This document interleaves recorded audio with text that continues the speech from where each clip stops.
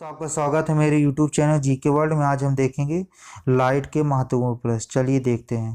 पहला क्वेश्चन दिया हुआ, सौर विकिरण निम्न में से किस परास में दिखता है?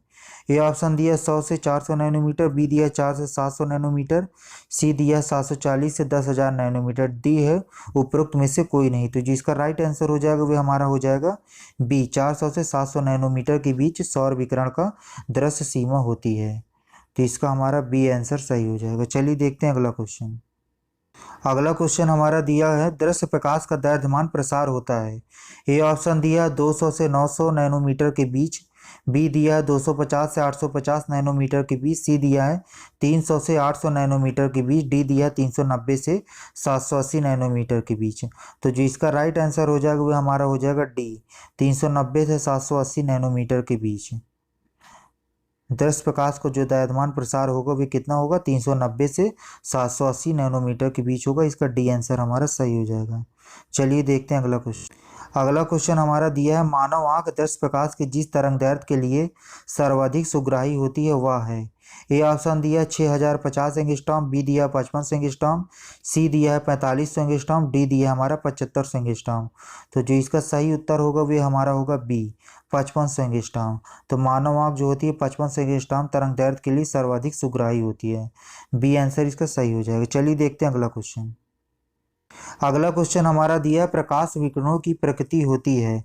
ए तरंग के समान, बी कण के समान, सी तरंग एवं कण दोनों के समान, डी तरंग एवं कण किसी के समान नहीं। तो जो इसका राइट आंसर हो जाएगा वह हमारा हो जाएगा तरंग एवं कण दोनों के समान। प्रकाश जो होता है तरंग एवं कण दोनों की प्रकृति रखता है, तो इसीलिए कहते हैं कि प्रकाश की द्वैत प्रकृति होती है, मतलब तरंग एवं कण दोनों की इसके पास गुण होते हैं। चलिए देखते हैं अगला क्वेश्चन, इसका सी आंसर सही होगा। अगला क्वेश्चन हमारा दिया है, प्रकाश सीधी रेखा में चलता प्रतीत होता है क्योंकि। ये ऑप्शन दिया है छोटे कणों से बना होता है, बी प्रकाश का वेग बहुत अधिक है, सी प्रकाश का तरंगदैर्घ्य बहुत छोटा है, डी प्रकाश अपने चारों ओर से परावर्तित होता है। तो जो इसका सही आंसर हो जाएगा वो हो जाएगा हमारा सी, प्रकाश का तरंगदैर्घ्य बहुत छोटा होता है। प्रकाश का तरंगदैर्घ्य छोटा होने के कारण इसका विवर्तन बहुत कम होता है, जिसके कारण हमें यह प्रतीत होता है कि सीधी रेखा में ही चलता है। तो इसका जो राइट आंसर हो जाएगा वो हो जाएगा सी। अगला क्वेश्चन चलिए देखते हैं। अगला क्वेश्चन दिया, निम्नलिखित में से किसका वेग अधिकतम होता है? ए दिया कॉस्मिक किरण, बी दिया है प्रकाश, सी इलेक्ट्रॉन, डी पराध्वनिक तरंग। तो जो प्रकाश का वेग, इसमें जो राइट आंसर हो जाएगा वो बी हो जाएगा हमारा, प्रकाश का वेग अधिकतम होता है। तो इसका बी आंसर हमारा सही हो जाएगा। चलिए देखते हैं अगला क्वेश्चन। अगला क्वेश्चन दिया, निम्नलिखित में से कौन सा कथन सत्य है? ए प्रकाश का वेग अधिक होता है, बी ध्वनि का वेग सबसे अधिक होता है, सी आकाशीय पिंडों का वेग सबसे अधिक होता है, डी रॉकेट का वेग सबसे अधिक होता है। तो जो इसका राइट आंसर हो जाएगा वो हो जाएगा ए, प्रकाश का वेग सबसे अधिक होता है। और ध्वनि का वेग क्या होता है? ध्वनि का वेग जो हमारा होता है वो होता है 330 मीटर प्रति सेकेंड। और जो हमारा आकाशीय पिंडों का वेग होगा, रॉकेट का वेग, वो प्रकाश के वेग से काफ़ी कम होता है। प्रकाश का वेग जो होता है 3 × 10⁸ मीटर प्रति सेकंड होता है। प्रकाश का वेग निर्वात में ये होता है 3 × 10⁸ मीटर प्रति सेकंड। और ध्वनि का वेग वायु में जो होता है वो होता है 330 मीटर प्रति सेकंड। 332 भी कुछ बुकों में दिया रहता है, तो 332 हम लोग रेफरेंस में ले लेते हैं। चलिए देखते हैं अगला क्वेश्चन। अगला क्वेश्चन हमारा दिया, प्रकाश की गति है। ए ऑप्शन दिया 9 × 10⁻² मीटर प्रति सेकंड, बी दिया 3 × 10⁻11 मीटर प्रति सेकंड, सी दिया 3 × 10⁸ मीटर प्रति सेकंड, डी दिया है 2 × 10⁴ मीटर प्रति सेकंड। तो जिसका सही आंसर हो जाएगा वो हो जाएगा सी, 3 × 10⁸ मीटर प्रति सेकंड होता है। प्रकाश की गति जो होती है 3 × 10⁸ मीटर प्रति सेकंड होती है। तो इसका सी आंसर सही हो जाएगा। चलिए देखते हैं अगला क्वेश्चन। अगला क्वेश्चन हमारा दिया है, प्रकाश का वेग अधिकतम होता है। ए है हीरे में, बी पानी में, सी निर्वात में, डी हाइड्रोजन में। तो प्रकाश का वेग जो अधिकतम होता है वह हमारा होगा निर्वात में होता है। निर्वात में प्रकाश का वेग होता है 3 × 10⁸ मीटर प्रति सेकंड होता है, मीटर प्रति सेकंड होता है हमारा। और इसके बाद जो हीरे में प्रकाश का वेग होता है वह होता है 1.24 × 10⁸ मीटर प्रति सेकंड होता है। पानी में जो प्रकाश का वेग होता है वो होता है 2.26 × 10⁸ मीटर प्रति सेकंड। हाइड्रोजन में जो होता है 2.98 × 10⁸ मीटर प्रति सेकंड। तो इस सब में ज़्यादा किस में है? 3 × 10⁸ मीटर प्रति सेकंड किस में है? निर्वात में है। तो इसीलिए हमारा सी आंसर सही हो जाएगा। चलिए देखते हैं अगला क्वेश्चन। अगला क्वेश्चन हमारा दिया गया है कि प्रकाश की गति किसके बीच से जाते हुए न्यूनतम होगी। तो ए ऑप्शन दिया कांच, बी निर्वात, सी जल, डी वायु। तो जिसका राइट आंसर हो जाएगा वो हो जाएगा कांच। प्रकाश जब कांच से जाता है तो उसकी जो गति होती है न्यूनतम होती है। इसका एक्सप्लेनेशन क्या होगा, जिस वस्तु या पदार्थ का अपवर्तनांक ज़्यादा होता है उसमें प्रकाश की गति न्यूनतम होती है। कांच, निर्वात, जल, वायु में से कांच का अपवर्तनांक सबसे ज़्यादा होता है, इसलिए प्रकाश की गति कांच में न्यूनतम होगी। कहने का मतलब ये है कि जिसका अपवर्तनांक ज़्यादा होगा उसमें से अगर प्रकाश जाता है तो उसकी गति न्यूनतम हो जाएगी। कांच, निर्वात, जल, वायु में से सबसे ज़्यादा अपवर्तनांक हमारा कांच का है, तो अगर उससे प्रकाश जाता है तो उसकी गति जो हो जाएगी कम हो जाएगी। तो इसीलिए हमारा ए आंसर सही हो जाएगा। चलिए देखते हैं अगला क्वेश्चन। अगला क्वेश्चन हमारा दिया है सूर्य के प्रकाश को धरती की सतह पर पहुंचने में लगने वाला समय है लगभग। ए ऑप्शन दिया है 4.2 सेकंड, बी दिया है 4.8 सेकंड, सी दिया 8.5 मिनट, डी दिया है 3.6 घंटे। तो जो इसका राइट आंसर हो जाएगा वो हो जाएगा हमारा सी 8.5 मिनट। सूर्य के प्रकाश को धरती की सतह पहुंचने में 8.5 मिनट का समय लगता है। चलिए देखते हैं अगला क्वेश्चन। अगला क्वेश्चन हमारा दिया है प्रकाश तरंगों के वायु से कांच में जाने पर जो चार वेरिएबल्स प्रभावित होते हैं वे है ए तरंगदैर्घ्य, आवृत्ति और वेग, बी है वेग और आवृत्ति, सी है तरंगदैर्घ्य और आवृत्ति, डी दिया तरंगदैर्घ्य और वेग। तो इसमें कौन सी वेरिएबल्स जो है प्रभावित होते हैं। तो इसका जो राइट आंसर हो जाएगा वो हो जाएगा हमारा डी तरंगदैर्घ्य और वेग। प्रकाश जब एक माध्यम से दूसरे माध्यम से जाता है, प्रकाश जैसे वायु से कांच या एक माध्यम से दूसरे माध्यम में जा रही है तरंग, तो प्रकाश की आवृत्ति तो वही रहती है लेकिन उसका तरंगदैर्घ्य तथा वेग बदल जाता है। तो इसीलिए हमारा डी ऑप्शन सही हो जाएगा। चलिए देखते हैं अगला क्वेश्चन। अगला क्वेश्चन हमारा दिया हुआ है जब प्रकाश एक माध्यम से दूसरे माध्यम में जाता है तो निम्न में से कौन सा एक अपरिवर्तित रहता है। ए ऑप्शन दिया तीव्रता, बी वेग, सी तरंगदैर्घ्य, डी आवृत्ति। तो इसका जो राइट आंसर हो जाएगा वो हो जाएगा डी आवृत्ति। जब प्रकाश एक माध्यम से दूसरे माध्यम में जाता है तो आवृत्ति ही है जो कि चेंज नहीं होता, बाकी सभी तीव्रता, वेग, तरंगदैर्घ्य सभी परिवर्तित हो जाते हैं। तो इसका डी आंसर हमारा सही हो जाएगा। चलिए देखते हैं अगला क्वेश्चन। अगला क्वेश्चन हमारा दिया है जब प्रकाश की किरण सघन माध्यम से विरल माध्यम में गमन करती है तो ए ऑप्शन दिया इसकी चाल बढ़ जाती है तथा यह अविलंब से दूर हट जाती है, बी दिया इसकी चाल बढ़ जाती है तथा अविलंब की ओर झुक जाती है, सी है इसकी चाल घट जाती है तथा अविलंब से दूर हट जाती है, डी है इसकी चाल घट जाती है तथा यह अविलंब की ओर झुक जाती है। तो इसका जो राइट आंसर हो जाएगा वो हो जाएगा ए इसकी चाल बढ़ जाती है तथा अविलंब से दूर हट जाती है। जब प्रकाश की किरण सघन से विरल में जाएगी तो इसकी चाल बढ़ जाती है तथा यह अविलंब से दूर हट जाती है। तो इसका ए आंसर हमारा सही हो जाएगा। चलिए देखते हैं अगला क्वेश्चन। अगला क्वेश्चन हमारा दिया निम्नांकित ऊर्जा रूपांतरणों में से किसके द्वारा प्रकाश संश्लेषण की क्रिया संपादित होती है। ए ऑप्शन दिया प्रकाश से रासायनिक ऊर्जा, बी प्रकाश से ताप ऊर्जा, सी है ताप से जैव रासायनिक ऊर्जा, डी है ऊष्मा से गतिज ऊर्जा। तो इसका जो सही आंसर हो जाएगा वो हमारा हो जाएगा प्रकाश से रासायनिक ऊर्जा। इसका ये ऑप्शन हमारा सही हो जाएगा। चलिए देखते हैं अगला क्वेश्चन। अगला क्वेश्चन हमारा दिया है प्रकाश सजावट तथा विज्ञापन के लिए विसर्जन नलिकाओं में प्रयुक्त होने वाली गैस है। A carbon dioxide, B ammonia, C sulphur dioxide, D neon. तो जिसका राइट आंसर हो जाएगा वो डी हो जाएगा हमारा नियॉन हो जाता है। तो विसर्जन नलिका और इसके बाद जो प्रकाश सजावट विज्ञापन के लिए विसर्जन नलिका होती है उसमें कौन सी गैस प्रयोग की जाती है, तो नियॉन गैस प्रयोग की जाती है। तो इसका डी आंसर हमारा सही हो जाएगा। चलिए देखते हैं अगला क्वेश्चन।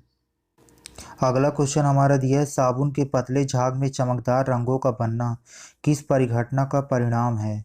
ए ऑप्शन दिया है बहुलित परावर्तन तथा व्यतिकरण, बी दिया है बहुलित अपवर्तन और परिक्षेपण, सी दिया विवर्तन और परिक्षेपण, डी दिया ध्रुवण तथा व्यतिकरण। तो जिसका सही आंसर हो जाएगा वो हो जाएगा ऑप्शन ए बहुलित परावर्तन तथा व्यतिकरण। साबुन के पतले झाग में जो चमकदार रंग बन जाते हैं उसका घटना का कारण क्या है, बहुलित परावर्तन होता है और व्यतिकरण इसका कारण है। तो इसका ये ऑप्शन हमारा सही हो जाएगा। चलिए देखते हैं अगला क्वेश्चन। अगला क्वेश्चन हमारा दिया है पूर्ण आंतरिक परावर्तन होता है जब प्रकाश जाता है।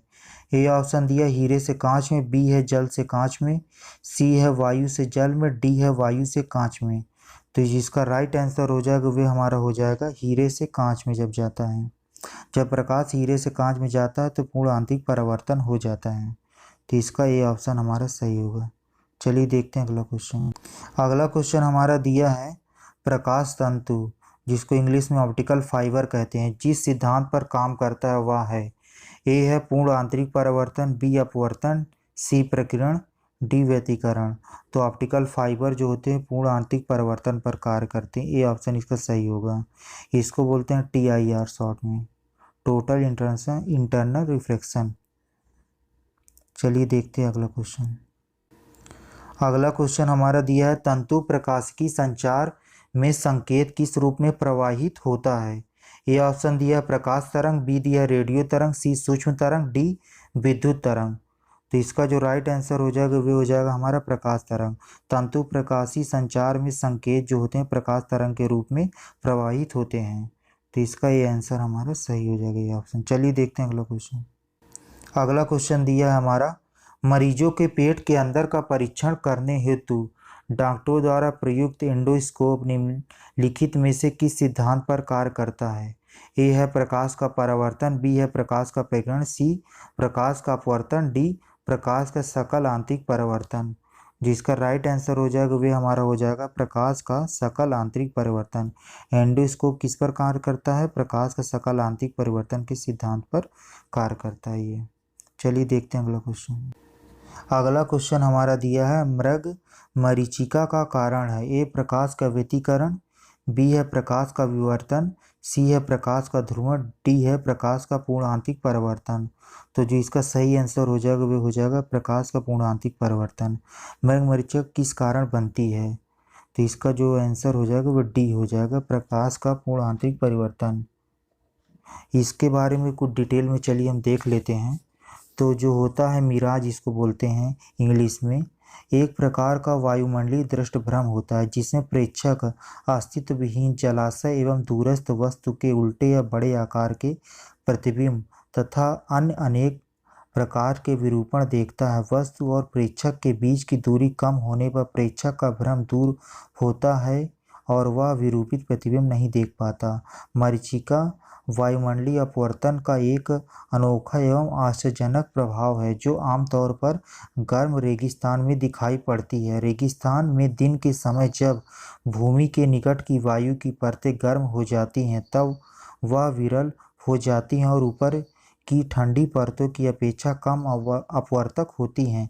अतः किसी सुदूर वस्तु से आने वाला प्रकाश जो जो हवा की परतों से अपवर्तित होता है त्यों तो वह अविलंब से अधिकाधिक विचलित होता जाता है और अंत में पूर्णतः आंतरिक रूप से परिवर्तित हो जाता है। फलतः प्रेक्षक वस्तु का काल्पनिक और उल्टा प्रतिबिंब देखता है। तो ये इसका रीजन होता है, एक भ्रम होता है ये कि हमें दिखता है कि वहाँ पे कुछ बना हुआ है, मतलब पानी पे आकृति। तो इसका डी आंसर हमारा सही हो जाएगा। चलिए देखते हैं अगला क्वेश्चन। अगला क्वेश्चन हमारा दिया है निम्नलिखित प्राकृतिक तत्वों पर विचार कीजिए। पहला स्थलीय तापन, दूसरा है प्रकाश परावर्तन, तीसरा है प्रकाश अपवर्तन, चौथा है प्रकाश विवर्तन। इनमें से किस तत्व के कारण मरीचिका बनती है। ए है पहला और दूसरा, बी है दूसरा तीसरा चौथा, सी है पहला और तीसरा, डी है केवल चौथा। तो जो इसका सही आंसर हो जाएगा वो हो जाएगा हमारा सी, पहला और तीसरा, स्थलीय तापन और प्रकाश अपवर्तन। मरीचिका बनने का कारण क्या है, स्थलीय तापन और प्रकाश अपवर्तन। इसका सी आंसर सही हो जाएगा। चलिए देखते हैं अगला क्वेश्चन। अगला क्वेश्चन हमारा है एक कटा हुआ हीरा क्यों जगमगाता है। ए ऑप्शन दिया इसकी आणविक संरचना के कारण, बी है प्रकाश के शोषण के कारण, सी पूर्ण आंतरिक परावर्तन के कारण, डी कुछ अन्य निहित गुण के कारण। तो जिसका राइट आंसर हो जाएगा वो हो जाएगा सी, पूर्ण आंतरिक परावर्तन के कारण। कटा हुआ हीरा क्यों जगमगाता है, पूर्ण आंतरिक परावर्तन के कारण। सी आंसर इसका सही हो जाएगा। चलिए देखते हैं अगला क्वेश्चन। अगला क्वेश्चन हमारा दिया है किसी वस्तु के त्रिविमी 3 डायमेंशनल प्रतिरूप को अंकित तथा पुनरावृत्ति करने की तकनीक का नाम है। ए दिया ऑडियोग्राफी, बी लेक्सिकोग्राफी, सी है फोटोग्राफी, डी है होलोग्राफी। तो जो इसका राइट आंसर हो जाएगा वो डी हो जाएगा, होलोग्राफी। किसी वस्तु के त्रिविमी प्रतिरूप को अंकित तथा पुनरावर्तित करने की तकनीक का नाम है होलोग्राफी। तो इसका डी आंसर सही हो जाएगा। चलिए देखते हैं अगला क्वेश्चन।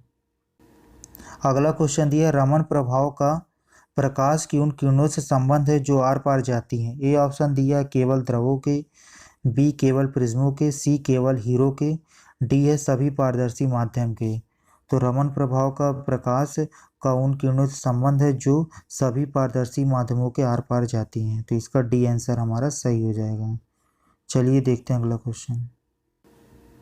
अगला क्वेश्चन हमारा दिया है दूरदर्शन के संकेत एक निश्चित दूरी के बाद नहीं मिल सकते, उसका कारण क्या है।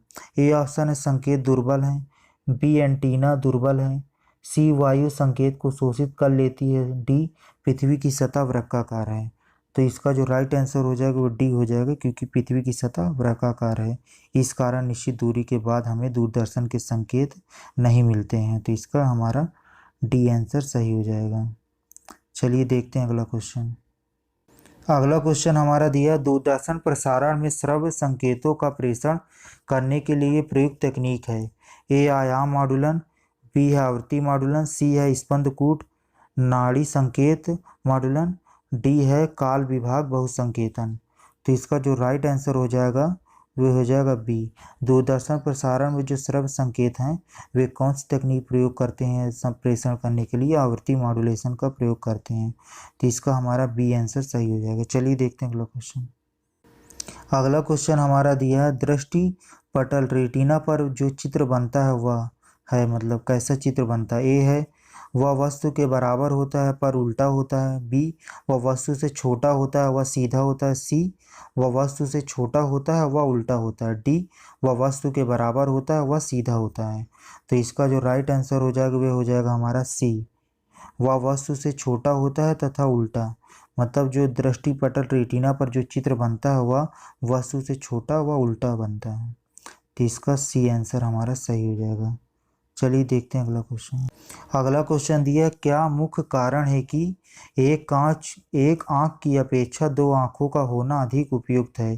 ए है दो आंखों के कारण रंग आसानी से पहचाने जा सकते हैं, बी दो आंखों के कारण हम अंधेरे व हल्के प्रकाश में आसानी से देख सकते हैं, सी इसी कारण मोजेक विजन द्वारा मनुष्य देख सकता है, डी इस कारण से दूरी व गहराई का एहसास होता है। तो जिसका राइट आंसर हो जाएगा वो डी हो जाएगा। दो आँख होने के कारण हमें दूरी तथा गहराई का एहसास होता है, तो हमारा डी आंसर सही हो जाएगा। चलिए देखते हैं अगला क्वेश्चन। अगला क्वेश्चन दिया है हमारा किसी तारे का रंग दर्शाता है ए उसकी पृथ्वी से दूरी, बी उसका ताप, सी उसकी ज्योति तीव्रता ज्योति, और डी है उसकी सूर्य से दूरी। तो जो इसका राइट आंसर हो जाएगा उसका ताप। किसी तारे का रंग जो होता है वो क्या बताता है, उसका ताप बताता है। तो बी आंसर इसका सही हो जाएगा। चलिए देखते हैं अगला क्वेश्चन। अगला क्वेश्चन हमारा दिया है वायुमंडल में प्रकाश के विसरण का कारण है। ए कार्बन डाइऑक्साइड, बी धूलकण, सी हीलियम, डी जलवाष्प। तो इसका जो राइट आंसर हो जाएगा वो हो जाएगा बी धूलकण। वायुमंडल में प्रकाश के विसरण का कारण क्या है, धूलकण होते हैं। तो इसका बी आंसर हमारा सही हो जाएगा। चलिए देखते हैं अगला क्वेश्चन। अगला क्वेश्चन हमारा प्रकाश का रंग निर्धारित होता है इसके। ए ऑप्शन दिया आयाम से, बी तरंगदैर्घ्य से, सी तीव्रता से, डी वेग से। तो प्रकाश का रंग इसके तरंगदैर्घ्य से निर्धारित होता है। तो इसका हमारा बी आंसर सही हो जाएगा। चलिए देखते हैं अगला क्वेश्चन। अगला क्वेश्चन हमारा दिया है निम्न में से किस रंग का सबसे लंबा तरंगदैर्घ्य है। ए ऑप्शन दिया हरा, बी पीला, सी है नीला, डी है लाल। तो सबसे लंबा तरंगदैर्घ्य किसका होता है, लाल रंग का होता है। तो इसका डी आंसर सही हो जाएगा हमारा। चलिए देखते हैं अगला क्वेश्चन। अगला क्वेश्चन हमारा दिया है सबसे कम वेवलेंथ तरंगदैर्घ्य वाला प्रकाश होता है। ए ऑप्शन दिया लाल, बी पीला, सी नीला, डी बैगनी। तो जिसका राइट आंसर होगा हमारा डी हो जाएगा, बैगनी रंग की तरंगदैर्घ्य सबसे कम होती है। तो इसका डी आंसर हमारा सही हो जाएगा। चलिए देखते हैं अगला क्वेश्चन। अगला क्वेश्चन दिया हुआ है हमें वास्तविक सूर्योदय से कुछ मिनट पूर्व ही सूर्य दिखाई देने का कारण है। ए है प्रकाश का प्रकीर्णन, बी प्रकाश का विवर्तन, सी प्रकाश का पूर्ण आंतरिक परावर्तन, डी है प्रकाश का अपवर्तन। तो जिसका कारण है डी है प्रकाश का अपवर्तन। प्रकाश के अपवर्तन के कारण सूर्योदय के कुछ समय पहले तथा सूर्यास्त के कुछ समय बाद तक सूर्य क्षितिज के नीचे होने पर दिखाई पड़ता है। तो इसका डी आंसर हमारा सही हो जाएगा। चलिए देखते हैं अगला क्वेश्चन। अगला क्वेश्चन हमारा दिया है क्षितिज के समीप सूर्य एवं चंद्रमा के दीर्घ वृत्ताकार दिखाई देने का कारण। ए है अपवर्तन, बी है प्रकाश की भ्रम, सी है व्यतिकरण, डी है उसकी वास्तविक आकृति। तो इसका जो कारण है अपवर्तन होता है, तो इसका ये आंसर हमारा सही हो जाएगा। चलिए देखते हैं अगला क्वेश्चन। अगला क्वेश्चन हमारा दिया है सूर्य के प्रकाश के अदृश्य भाग से प्रकाश संश्लेषण किया जाता है कुछ। ए है वृक्षों द्वारा, बी कवक द्वारा, सी बैक्टीरिया द्वारा, डी फफूंद द्वारा। तो इसका जो राइट आंसर हो जाएगा वो सी हो जाएगा, बैक्टीरिया द्वारा। बैक्टीरिया द्वारा सूर्य के प्रकाश के अदृश्य भाग से प्रकाश संश्लेषण किया जाता है। चलिए देखते हैं अगला क्वेश्चन। अगला क्वेश्चन हमारा दिया है ट्रैफिक सिग्नल में लाल प्रकाश प्रयुक्त होता है क्योंकि। ए ऑप्शन दिया इसकी तरंगदैर्घ्य सर्वाधिक होती है, बी दिया यह सुंदर होता है, सी है खराब रोशनी वालों को भी दिखाई देता है, डी उपरोक्त कारणों में से कोई नहीं है। तो जिसका राइट आंसर हो जाएगा वो हो जाएगा ए, कि इसकी तरंगदैर्घ्य काफ़ी सर्वाधिक होती है। तरंगदैर्घ्य ज़्यादा होने के कारण जो होता है हमारा इसका प्रकीर्णन सबसे कम होता है, क्योंकि तरंगदैर्घ्य प्रकीर्णन के व्युत्क्रमानुपाती होती है। तो सबसे कम प्रकीर्णन होता है जिसके कारण यह दूर से स्पष्ट रूप से दिखाई देता है। इसी कारण ट्रैफिक सिग्नल में लाल रंग का प्रयोग किया जाता है।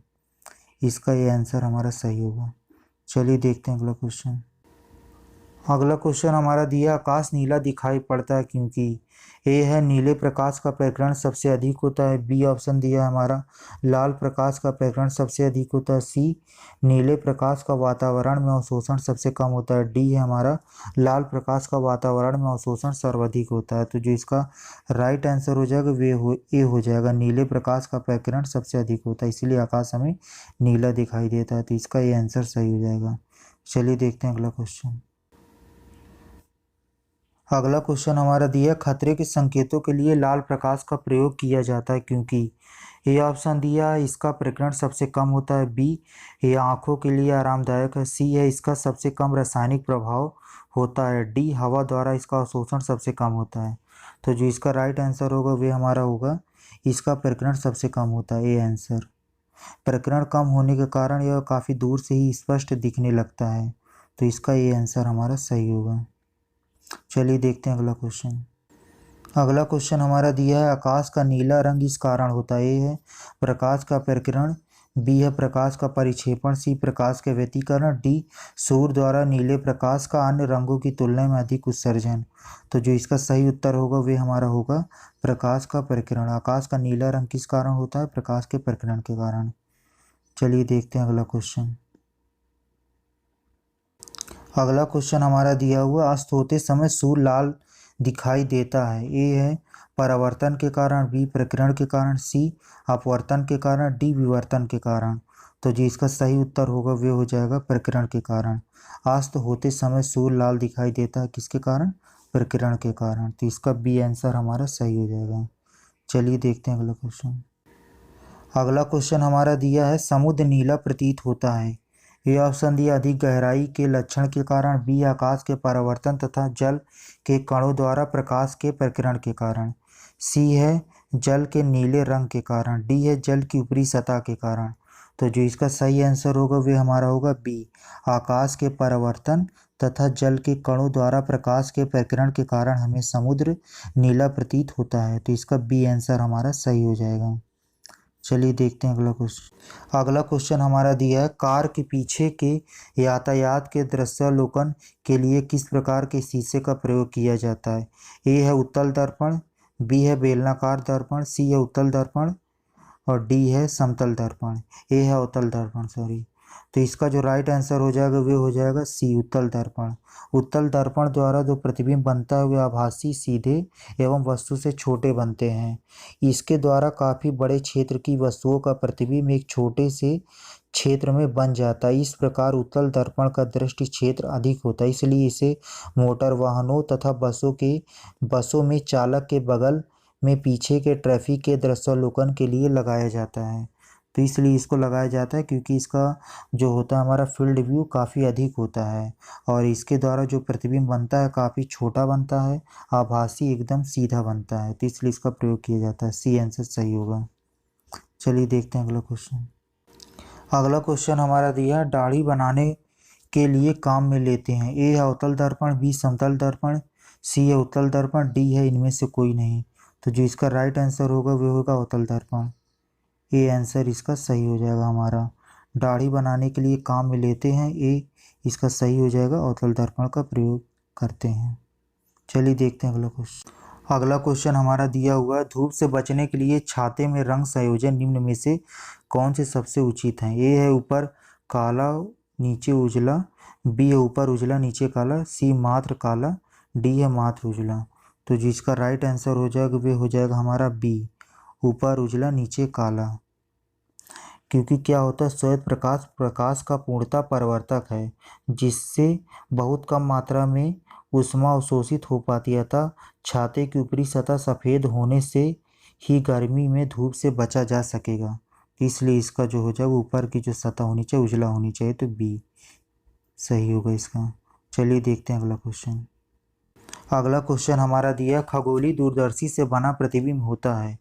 ए ऑप्शन दिया काल्पनिक और छोटा, बी दिया काल्पनिक और बड़ा, सी दिया वास्तविक और छोटा, डी दिया वास्तविक और बड़ा। तो जिसका सही उत्तर होगा वे बी होगा, हमारा बी आंसर सही होगा इसका, काल्पनिक और बड़ा। तो खगोलीय दूरदर्शी से जो प्रतिबिंब बनता है वे काल्पनिक एवं बड़ा होता है, तो इसका हमारा बी आंसर सही हो जाएगा। चलिए देखते हैं अगला क्वेश्चन। अगला क्वेश्चन हमारा दिया, प्रकाश के एक बिंदु स्रोत को दो समांतर समतल दर्पणों के मध्य रखने पर कितने प्रतिबिंब बनेंगे? ए ऑप्शन दिया 2, बी 4, सी 8, डी अनंत। तो अनंत प्रतिबिंब बनेंगे इसमें, डी आंसर सही होगा इसका। चलिए देखते हैं अगला क्वेश्चन।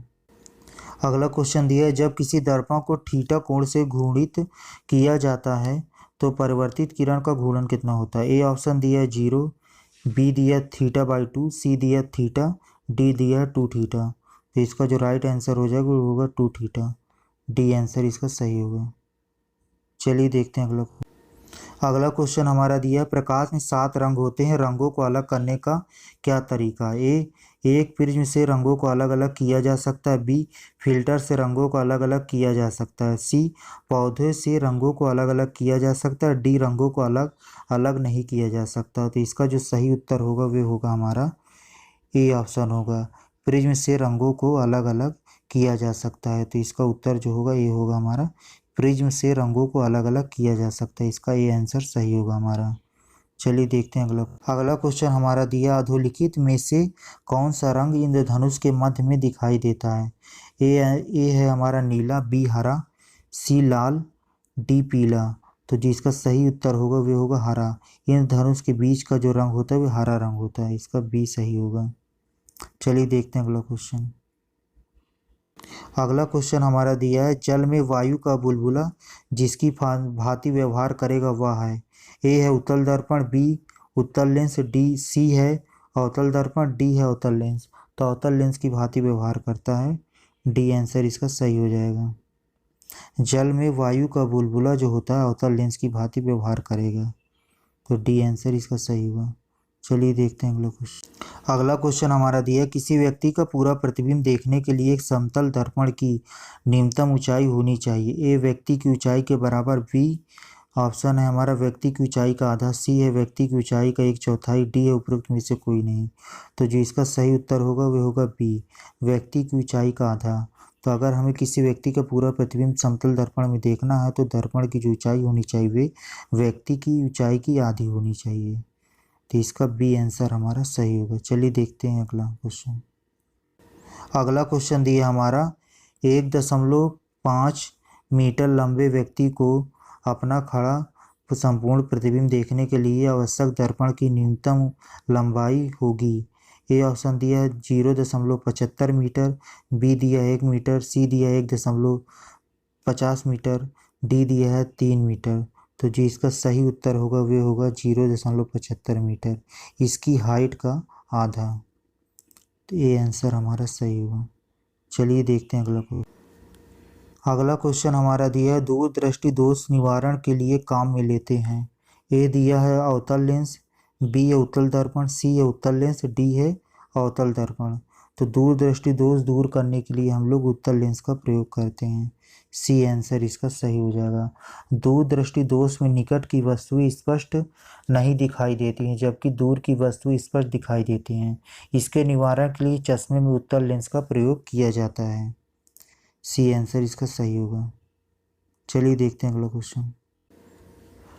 अगला क्वेश्चन हमारा दिया है, निकट दृष्टि दोष को ठीक किया जाता है। ए है उत्तल लेंस प्रयुक्त करके, बी है अवतल लेंस प्रयुक्त करके, सी है समतल अवतल लेंस प्रयुक्त करके, डी है समतल कांच प्रयोग करके। तो जो इसका सही उत्तर होगा वे होगा हमारा बी होगा, अवतल लेंस प्रयोग करके। निकट दृष्टि दोष में क्या होता है, निकट दृष्टि दोष से पीड़ित व्यक्ति को निकट की वस्तु तो स्पष्ट देख लेता है लेकिन एक निश्चित दूरी से अधिक दूरी पर रखी वस्तु को स्पष्ट नहीं देख पाता। इस दोष के निवारण के लिए व्यक्ति के चश्मे में अवतल लेंस का प्रयोग किया जाता है।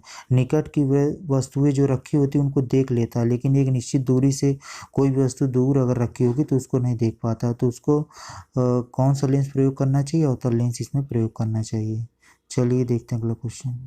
अगला क्वेश्चन हमारा दिया है, स्पष्ट दृष्टि की न्यूनतम दूरी होती है, सेंटीमीटर में बताना है। स्पष्ट दृष्टि की न्यूनतम दूरी, ए ऑप्शन दिया 25 सेंटीमीटर, बी है 5 सेंटीमीटर, सी है 75 सेंटीमीटर, डी है 100 सेंटीमीटर। तो स्पष्ट दृष्टि की न्यूनतम दूरी कितनी होती है, 25 सेंटीमीटर होती है। तो इसका ये आंसर हमारा सही हो जाएगा। चलिए देखते हैं अगला क्वेश्चन। अगला क्वेश्चन हमारा दिया है, आँख के लेंस का फोकल दूरी किसके कार्य से परिवर्तित होती है। ए दिया पुतली, बी है रेटिना, सी है सिलियरी मांसपेशी, डी है आइरिस। ई है उपरोक्त में से कोई नहीं।